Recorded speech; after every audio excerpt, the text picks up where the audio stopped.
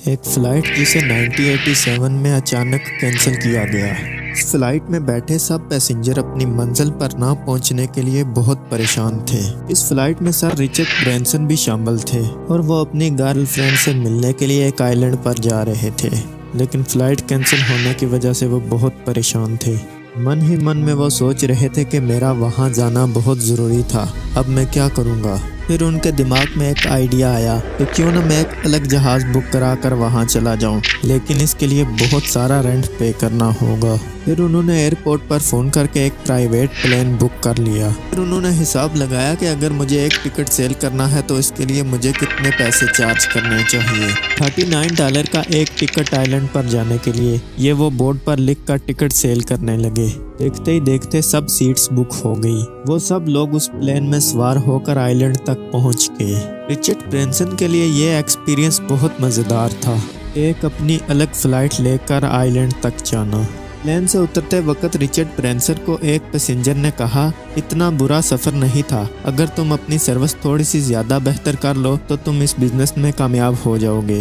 Richard Branson ने उसे कहा, जी हाँ ज़रूर, मैं ऐसा ही करूँगा। और वहाँ से उन्होंने सोचा कि मुझे एयरलाइन का बिज़नेस करना चाहिए, और फिर उन्होंने एयरलाइन का बिज़नेस शुरू करके बहुत सारा पैसा कमाया। रिचर्ड ब्रैंसन की ज़िंदगी से हमें बहुत कुछ सीखने को मिलता है, इसलिए जल्दी से वीडियो को एक लाइक कर दें। रिचर्ड ब्रैंसन बचपन में बहुत लायक नहीं थे, बल्कि ये तो स्कूल में बहुत नालायक बच्चे थे जिन्हें पढ़ना लिखना नहीं आता था। इन्हें टीचरों और किताबों की कुछ समझ नहीं आती थी। किताबों में लिखे लफ्ज इनको उड़ते हुए नजर आते थे, क्योंकि इन्हें डिसलेक्सिया की बीमारी थी, जिसकी वजह से ये स्कूल में बहुत नालायक थे। ये हर बार ही फेल होकर अपने क्लास के बच्चों से पीछे रह जाते थे, इसलिए इनका मन पढ़ाई से उठ चुका था और इन्होंने अपनी 16 साल की उम्र में स्कूल छोड़ दिया था।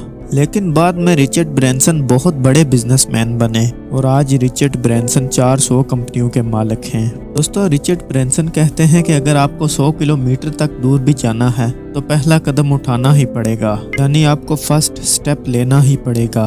दोस्तों, पहला कदम ही उठाना सिर्फ मुश्किल होता है, क्योंकि हम बहुत ज्यादा देर तक सिर्फ ये सोचते रहते हैं कि अब मुझे अपनी मंजिल की तरफ चलना चाहिए कि नहीं, मुझे ये चीज़ नहीं आती, मेरा अभी इतना एक्सपीरियंस नहीं है। बस यही बातें सोचते हुए हम अपना बहुत सारा टाइम ज़ाया कर देते हैं। ये बात मैं उन भाइयों के लिए कह रहा हूँ जिनकी ज़िंदगी का कोई मकसद तो तय हो चुका है, उन्हें पता चल चुका है कि आगे उन्होंने अपनी ज़िंदगी में क्या करना है। दोस्तों, आप भी अपने आप से पूछते हैं कि मुझे ज़िंदगी में क्या करना है, और हर बार ही आपकी सोच किसी एक काम पर आकर रुक जाती है। हाँ, मुझे ये काम करना चाहिए, इसमें मेरा इंटरेस्ट भी है और इसमें मैं बाकियों से कुछ बेहतर कर सकता हूँ। अगर आपको पता चल चुका है कि इस डायरेक्शन, इस सिमत में चलने से मुझे मेरी मंजिल मिल जाएगी, तो पहला कदम उठाएं और आगे बढ़ना शुरू करें। पहला कदम उठाना वाकया ही मुश्किल होता है, क्योंकि हम सोचते रहते हैं कि मेरी अभी इतनी तैयारी नहीं हुई है, मुझे इतना एक्सपीरियंस नहीं है, कुछ देर बाद शुरू करूंगा। दोस्तों, इस तरह ना ही कभी एक्सपीरियंस आएगा और ना ही कभी आपकी तैयारी होगी, जब तक आप अपने आप को उस काम में डाल नहीं देते, अपने आप को उस काम में झोंक नहीं देते, पहला कदम उठाकर शुरू नहीं करते। दोस्तों, दूसरों को देख देख कर आप क्या ही तैरना सीख जाओगे जब तक आप खुद पानी में नहीं उतरते। दोस्तों, जब आप खुद पानी में उतरते हो तो आपको पानी की तेज लहरों का सामना करना पड़ता है, तब आप बहुत जल्दी तैरना सीख जाते हो, बनिस्बत पानी के किनारे पर खड़े रहकर सिर्फ दूसरों को देखने के। इस पानी में उन्हीं लोगों को छलांग लगाने का कह रहा हूँ जिनका मकसद तय है, उन्हें पता है कि उनका गोल क्या है। हमेशा ही अपने आप से सवाल पूछने पर दिल सिर्फ किसी एक काम पर ही रुक जाता है, या वो जिनके पास ऑप्शन ही कोई एक है तो उन्हें स्टार्ट लेना चाहिए। ये ना हो किसी दूसरे को देखकर या किसी दूसरे के कहने पर आप जल्दी जल्दी अपने लिए हड़बड़ी में कोई फैसला ले लें और फिर उसकी तरफ चलना शुरू कर दें, बल्कि आपको बहुत ही सोच विचार करने के बाद अपने लिए कोई फैसला लेना चाहिए कि आपको क्या करना है। कभी हम डिटेल से बात करेंगे आप कैसे अपने आप में वो हुनर, वो टैलेंट, कोई एक खूबी और अपने लिए सही डायरेक्शन कैसे फाइंड कर सकते हैं। जिन्होंने अभी तक वीडियो को एक लाइक नहीं किया, जल्दी से वीडियो को लाइक कर दें। वीडियो की तरफ वापस आते हैं तो रिचर्ड ब्रैंसन कहते हैं कि अगर आप एक रेस दौड़ना चाहते हो और सिर्फ एंड लाइन के बारे में सोच रहे हो और साथ ये कि रास्ते में मुझे कितनी मुश्किल आएगी, तो आप पहला कदम भी नहीं उठा पाओगे। लेकिन आप जब पहला कदम उठाकर भागना शुरू करते हो तो एक वक्त ऐसा आएगा कि जब आप वो रेस मुकम्मल कर चुके होगे। इसलिए दोस्तों आज से ही शुरू करें और अपनी फील्ड के बड़े लोगों को देखना शुरू करें।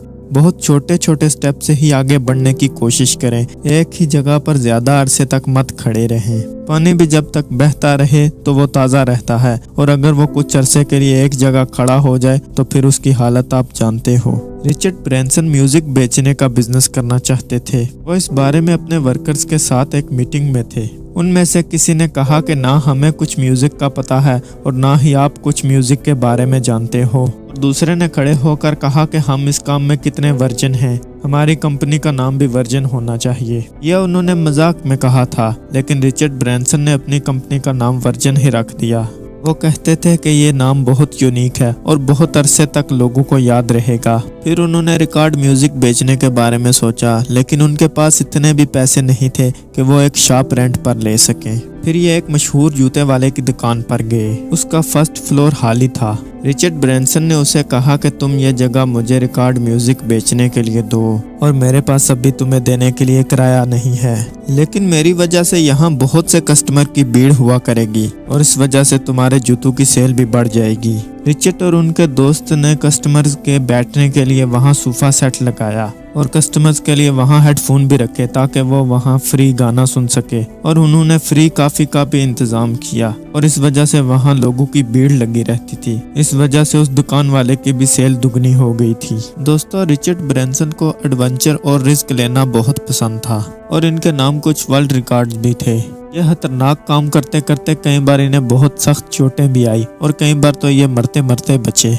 उन्होंने एयर बलून से अटलांटिक ओशन पार किया। इससे पहले किसी ने भी एयर बलून में 27 घंटों तक वक्त नहीं गुजारा था और कोई इतना लंबा सफर भी तय नहीं कर पाया था। रात को 2 बजे रिचर्ड और उनका दोस्त महासागर पार करने के लिए एयर बलून में बैठ गए। 29 घंटों तक बलून सही उड़ता रहा। फिर उन्होंने सोचा कि हम बलून को बादलों से थोड़ा नीचे करते हैं। जब वो थोड़े नीचे आए तो बहुत तेज हवा चलने लगी और बलून का बैलेंस आउट हो गया और वो एक तरफ झुक गया। तेज हवाओं की वजह से बलून की स्पीड बहुत तेज हो गई। रिचर्ड ब्रैंसन के दोस्त ने समुद्र में छलांग लगा दी। रिचर्ड बलून में ही थे और बलून तेज हवाओं की वजह से दोबारा बादलों की तरफ उड़ रहा था। जब बलून थोड़ा नीचे आया तो रिचर्ड ने भी लाइफ जैकेट पहनकर समुद्र में छलांग लगा दी। वो कुछ देर तक पानी में ही तैरते रहे। फिर वहाँ एक हेलीकॉप्टर ने रिचर्ड को बचा लिया। रिचर्ड ने कहा मुझे मेरे दोस्त को ढूंढना है। कुछ देर बाद इन्होंने इसे देख लिया। वो उस ठंडे पानी में बिना लाइफ जैकेट के 2 घंटों से तैर रहा था। पानी से उसे निकाला तो एक दूसरे को उन्होंने गले से लगाया और इन्हें अपने जिंदा बचने पर यकीन नहीं आ रहा था। ऐसे ही ये यूनिक तरीके से अपनी कंपनी की एडवर्टाइजमेंट और प्रमोशन करते हैं। ऐसे ही उन्होंने अपनी कंपनी अमेरिका वर्जिन को प्रमोट करने के लिए एक ऊंचे होटल से छलांग लगाने का स्टंट किया था। अपनी वर्जिन ब्राइडल ब्रांड को प्रमोट करने के लिए वो खुद ही ब्राइडल बन गए थे, और ऐसे ही ये एयर होस्टर्स भी बने थे। एयर होस्टर्स की तरह ही इन्होंने सुर्खी मेकअप और कपड़े लगाकर लोगों को चीजें सर्व की थी, और इस बात को बहुत मीडिया ने कवर किया और इनकी बहुत मार्केटिंग हुई। मार्केटिंग की वजह से आप अपनी सेल को ज्यादा कर सकते हैं। जैसे रिचर्ड को जब मीडिया ने कवर किया होगा तो लोगों को पता चला होगा कि हाँ ये बंदा है और इसकी ये कंपनीज हैं। एक मर्तबा वो सब लोगों की नजर में आ जाता है। कुछ अर्सा पहले एक लड़की की बुरे तरीके से कार जल गई थी। कार का डैशबोर्ड सीट्स बहुत बुरे तरीके से जल गए थे। उसकी कार में एक स्टैनली ब्रांड की बोतल पड़ी थी, जिसे इतनी ज्यादा आग लगने के बावजूद भी कुछ नहीं हुआ था। और जब उस लड़की ने उस बोतल को हिलाया तो अभी भी उसमें बर्फ मौजूद थी। ये वीडियो जब उसने टिकटॉक पर डाली तो ये वीडियो वायरल हो गई। इस वीडियो पर 90 मिलियन व्यूज आ गए। दोस्तों इस कार एक्सीडेंट के बाद 90 मिलियन लोगों को पता चला होगा कि ये बोतल कितनी मजबूत है, और इससे पहले शायद ना पता हो। इस वजह से कंपनी की सेल्स बहुत इंक्रीज हुई। दोस्तों 9 करोड़ लोगों तक पहुंचना और उन्हें बताना कि ये हमारा प्रोडक्ट है, ये कंपनी के लिए काफ़ी मुश्किल होता है। लेकिन एक ही रात में इस एक्सीडेंट की वजह से उस कंपनी की रीच 9 करोड़ लोगों तक पहुंच गई। कंपनी के मालिक को जब पता चला तो उसने लड़की को एक नई कार भी दिलाई, और एक मर्तबा फिर उस वीडियो पर 50 मिलियन व्यूज आ गए, और इस वजह से कंपनी ने 6000 करोड़ की सेल की। दोस्तों अगर इस वीडियो से आपको कुछ सीखने को मिला है तो हमारे YouTube चैनल हमसे लेके को ज़रूर सब्सक्राइब करें। मिलते हैं किसी और वीडियो में, तब तक के लिए खुदा हाफिज़।